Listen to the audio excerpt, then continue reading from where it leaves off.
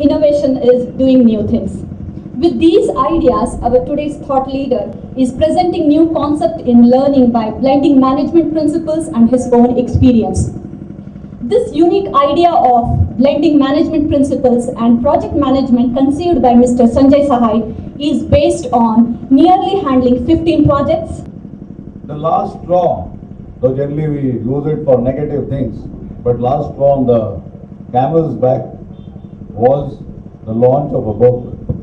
The launch of a book called MBA at 16. I think we have a copy of the book here by Sri Subrata Bachi, who happens to be India's #1 business writer. We are planning a seminar on Homeland Security. Homeland Security primarily the department in the government of USA, which has been created as a response to war on terror. In the process of organizing that symposium, I got to interact with Subrata Bachi on 3 to 4 occasions, of which one was a telephonic conference call with him. To my utmost surprise and dismay, one day before the launch of this book by Penguin, I was told by my son that there is a chapter dedicated to me in this book.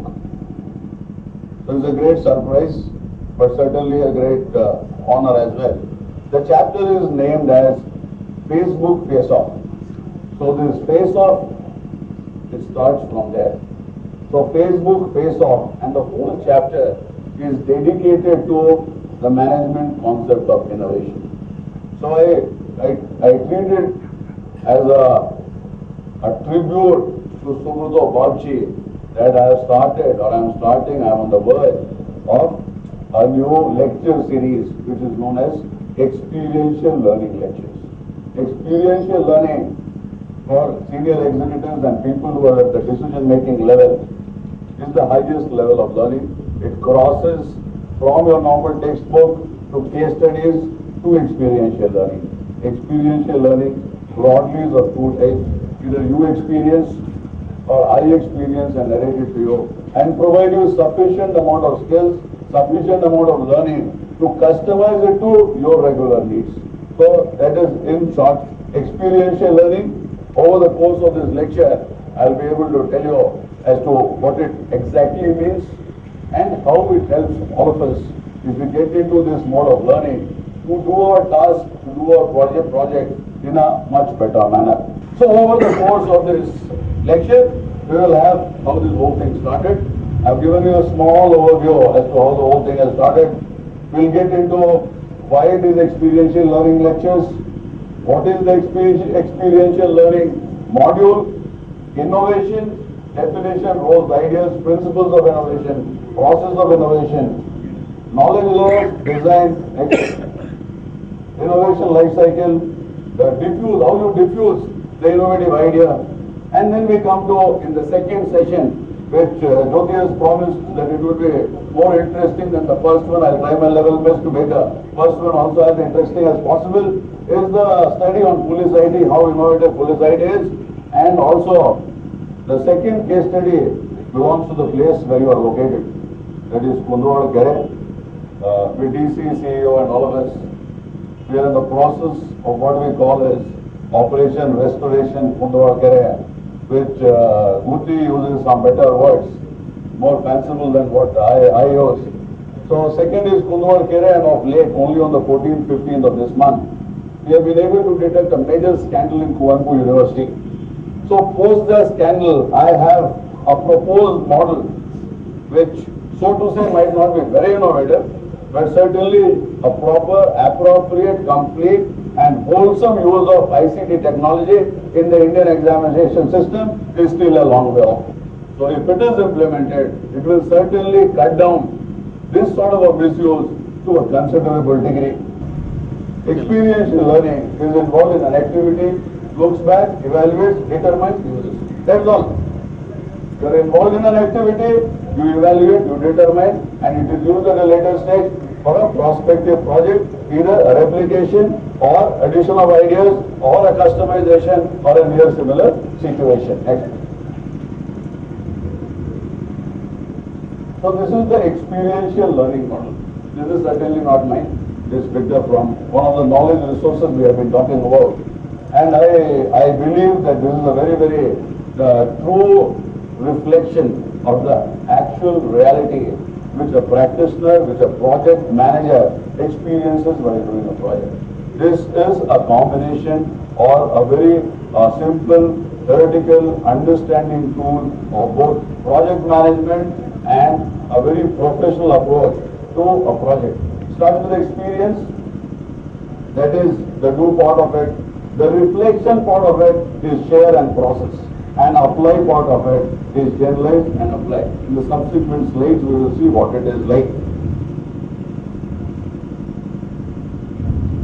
First part is the activity, you perform it.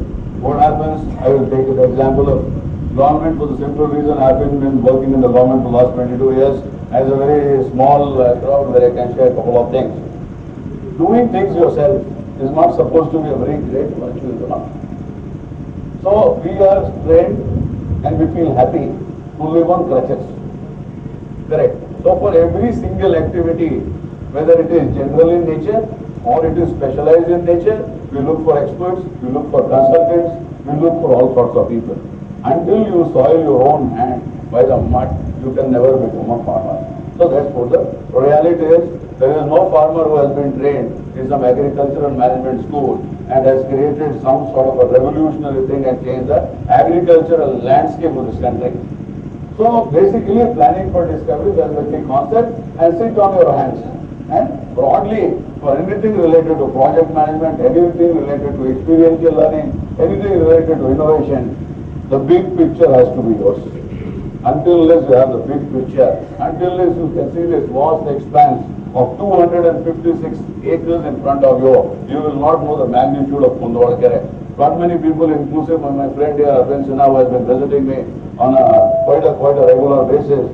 He was okay, I have seen all these lakes and all that in UP, this place, that place, but I think the expanse which he sees now will be certainly different and certainly more engrossing than what you would have seen any time earlier in his life. For me, this is the best walking track I've been using for last 8 months. And from there, my love for this lake starts, and we are also involved in the second case study, which will come later. Next.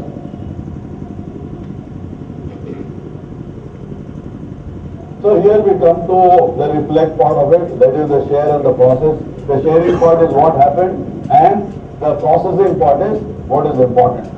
So these are the two concepts beyond which we move on to the next stage, where it is learning, the reflection part of it, how we apply it to similar projects, dissimilar projects, depending on the thought process you have, depending on the capability you have. There are people who use projects in the social enterprise sector, they use it for great commercial projects.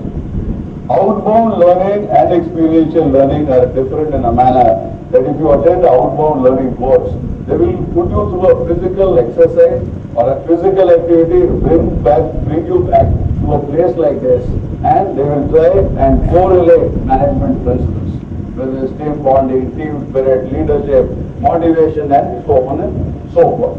Innovation is the creation of better and effective products, processes, service, technologies, ideas that are accepted by markets, governments, and society. So nowhere in any management thought, management terminology, it says that it is restricted to corporates and restricted to multinationals. This is a very, very wrong thought process which is somehow, it has come out and it has become very, very acceptable that a business school caters to only the corporates. A business school might as well cater to social enterprise, it might as well cater to prisons, it might as well cater to defense, and it certainly has to cater for the government sector, whatever level and public sector undertakings, because rest of the management schools in this country are run by the government. Because the public face of Indian public education is not the rural school. The public face of Indian public education are the IITs and IIMs and Indian Institute of Science. Now we're talking so much about innovation. This for whom? This for you and me. This for the end user.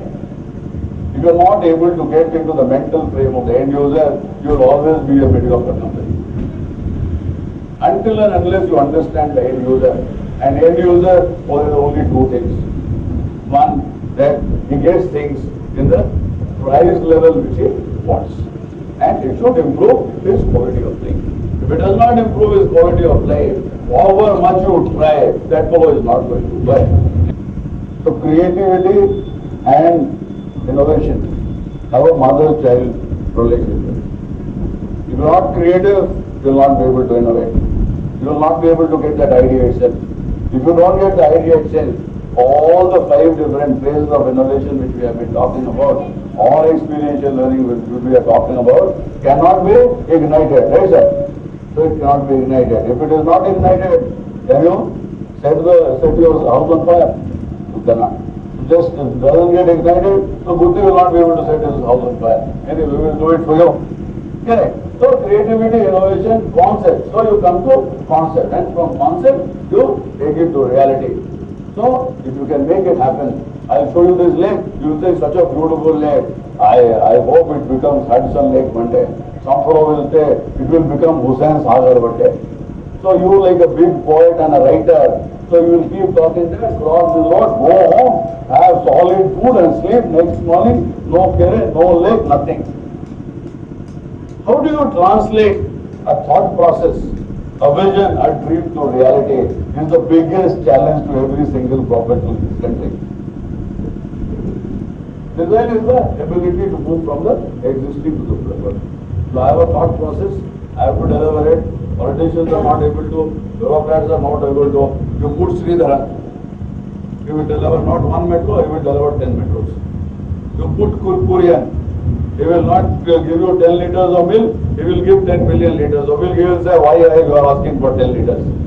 So you say, oh, Cadbury is coming. Oh, let it come, it will graze and go. Amul will run the way it has to run. So this is the strength of design.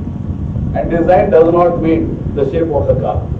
Design does not mean the aerodynamic make of the aircraft. Design means the inner strength, the architect's strength of a building. Next. Prototypes, it has to go through stages, it has to go through milestones, it has to go through validations, it has to go through mid-career correction, mid-project correction. The biggest talent of a project manager is the capability to do mid-project correction. After the project leaving its right track, leaving its roadmap, any number of times at the end, it gets to its goal in the same manner, same configuration, same impact for which the project had started, and quite a few times because of this capability and because of correction and because of the experiential learning which they get through the project, they are able to deliver a product or service which was better than what it was designed for in the initial stages. Now you have innovation. Now how do you diffuse it? How do you diffuse it? What do you do? If I have it to myself, I know police idea how a software is created. It does not help anybody. It helps one department, that is nearly all. But the resource base and the thought process which I have can entertain another 35 departments in Karnataka and lot many ministries and departments in most of the state governments in the country. Okay. So there are certain channels over time among the members of a social system. I generally say that all these technological funders or management principles, say professionalism, say leadership, say motivation. Now, from a professional ethic, it has to become a social ethic. From a social ethic, it becomes a national character. Correct. Why we lack work culture? We lack work culture because we neither have the professional ethic and it has not come into our social fabric. So the 5 stages of diffusion of innovation, that is knowledge, persuasion, decision, implementation and confirmation. This explains where we are. At the center of the whole diagram is the decision. To start with the knowledge, where you broadly know that there is a project, there is innovation, there is something which you get the information on, move. So exposed to an innovation, but we'll have information. If we have a broad idea, then there is a lake which has been renovated in Hyderabad. That Hudson Lake was renovated. There are so many lakes which Shubha's sister is aware of, we are not aware of, which has been renovated. Correct. So we know that, okay, some innovation or renovation, if we use it synonymously for the present purposes has been, some people might object to it, so I said only for the present purposes. So we know that it has happened, but we don't have the information. The first stage is to create a knowledge base on which we can bank on to run our project. Next. Individual is interested in innovation and actively seeks information detailed about the innovation.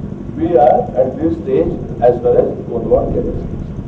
And the whole knowledge base which is supposedly available with us is at a very, very crude, at a very, very initial, I will do the stage of infancy. Nonetheless, it is sufficient enough that we have a child, we can make it grow. So it depends on our capability, our confidence, our love, our passion, how we grow up the child, we make him into a Bill Gates or we make him into a manual labor. Next. So take the concept of change, whether to adopt or reject. This is the crux. We will reach a stage where challenges will be thrown on us.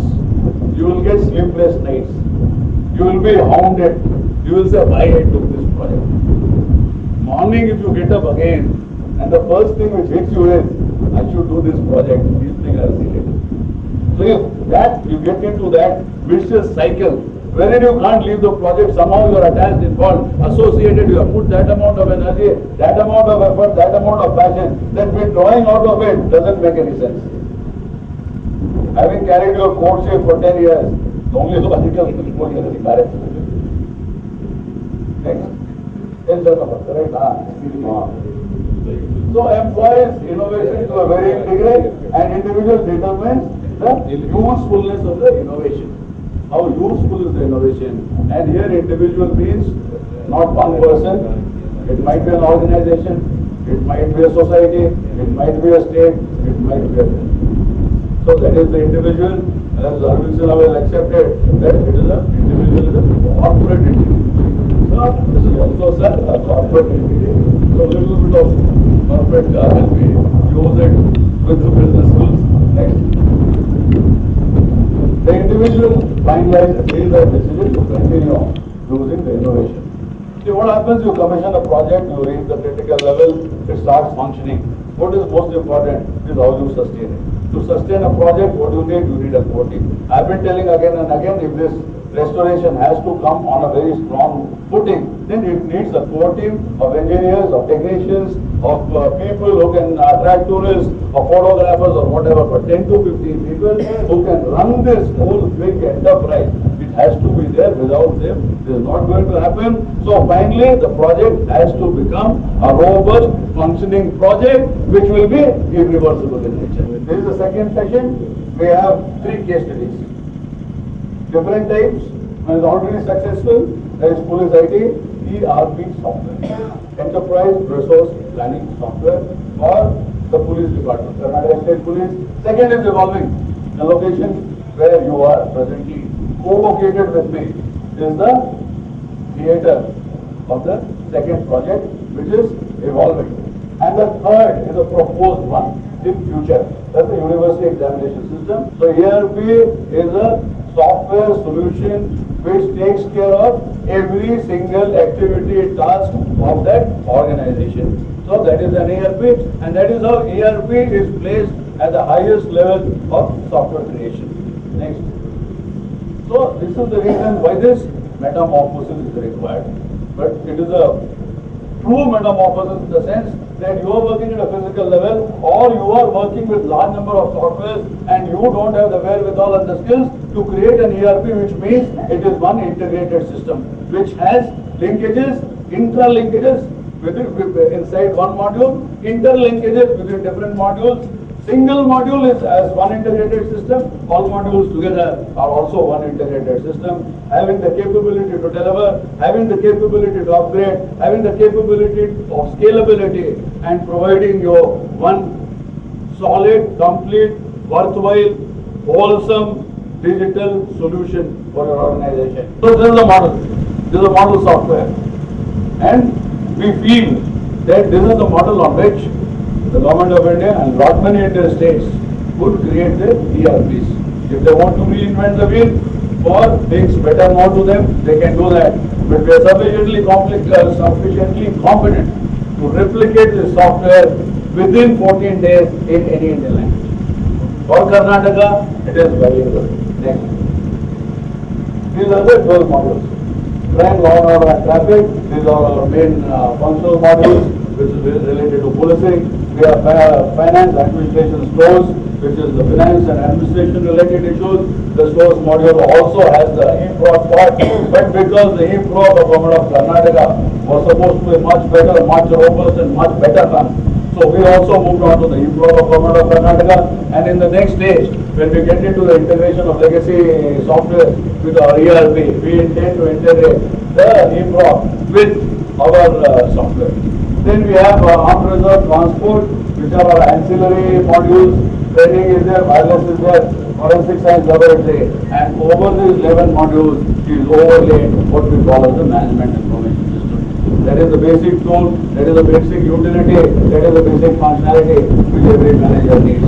As the ZP president, you will know all your 12 departments, how they are working, what they did yesterday, what is the money spent. So there is a total dashboard which is in front of you, which provides you the critical info day in and day out 24/7, and also provides you tools and utilities which respond to your click of the mouse and connects you to people, provides instructions to whosoever you intend to.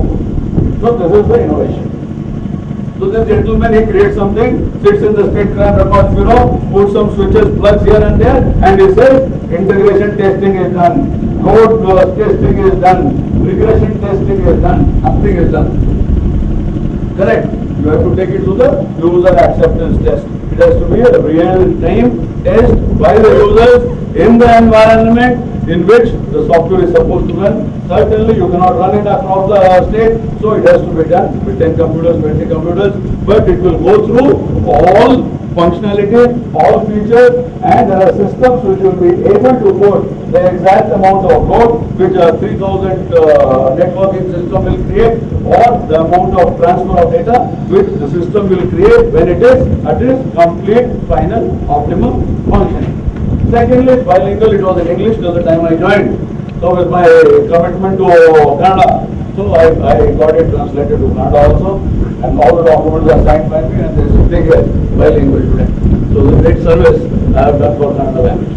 And Karnataka State Police runs on a bilingual software, the total languages can be used. It has created some other issues which is technical in nature. The database so created does not respond to the text part of it. Anyway, we'll try to sort it out. We'll put some search into something. It's an application training. Nobody will give me 20 crore rupees to train.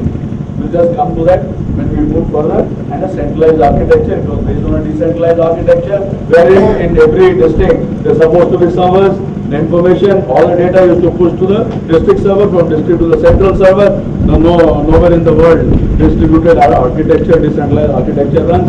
I had read somewhere when I was working in United Nations, so I didn't know what I was doing, but I said centralized architecture, monolithic to gain all of it. So it went around that IG knows, so we have to do centralized. I did not know anything. So finally centralized architecture happened, and we have just 2 servers for the whole state. Both are HP servers. I will not be able to give you any further technical specification. There are 2 HP servers. It runs on VMware virtualization technology, and 2 servers in a virtualized atmosphere are recreated into 56 servers. I propose an integrated university examination management system. These sort of management systems are running across the globe. There is no innovation involved in this. Nonetheless, if we can put it to a new organization, new campus, and in a place which is not that digitally enabled, I still presume that it is even an organization like Prometric, which is running campuses across the globe, it failed, and it thoroughly failed when they yes sir, when sir? When they conducted their first CAT exam in India. So instead of tigers, they became cats, but they came back as tigers, and from next year cat is theirs. So finally the cat belongs to the tiger. I think that is the moral of the story. So cat always looks for a tiger. Anyway, so the first point is the comprising of following modules: creation, collection, storage, transfer, and printing of question papers to examination hall. 9 o'clock the exam starts, 8:50 it comes to your terminal. 8:50 you give a print command, or it is already programmed. 37 candidates, 38 question papers, no, it will come in front of them with unique number, unique identification number, given to all these guys, they are in the story. Correct? So thankful to Sukuta Pachi that it's finally happening. Nonetheless, there's a small thing which is working at my back. I told you earlier also that I'm just the public face of the team. Mr. Abhinav Khare is an IPS officer of I think 2009 batch, Shanapa, 2009 batch. He is ASP in Hospital, the mechanical engineer from IIT Madras. So he helped me out with large part of the presentation. I'm extremely thankful to him. I have a freelancer, web designer, by name Pushpa. She has been working with me for the last 30-40 days. She works on my personal website project. And this was done as a matter of courtesy and goodwill. So she is Mrs. Pushpa, my website designer. We have Shubha, she is electrical engineer in KSPSA. She has been the informal manager of all these things, out of her own sweet will and interest to make something happen in the city. She is also extremely active with the Kundwar project. Extremely thankful to all of you for having me here. Thanks a lot. If there can be of any use for any of you at any time, I am there to help you. Thanks a lot.